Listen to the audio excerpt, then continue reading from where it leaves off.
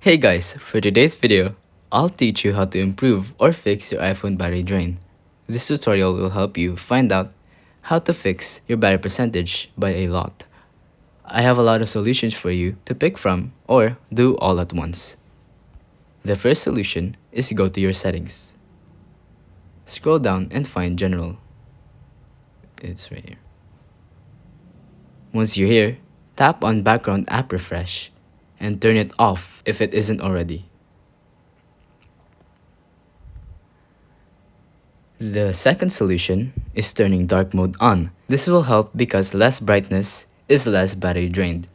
Go back to settings and scroll down until you find display and brightness. And then tap on dark mode. The third solution is resetting your phone, so it clears all history that's making it drain faster. Go back to general and then find transfer or reset phone. Tap on it and you will be met with the reset option.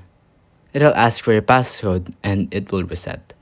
It's that simple. If you think this video was helpful, please consider liking, subscribing, and hitting the notification bell. If you have any questions, feel free to comment down below.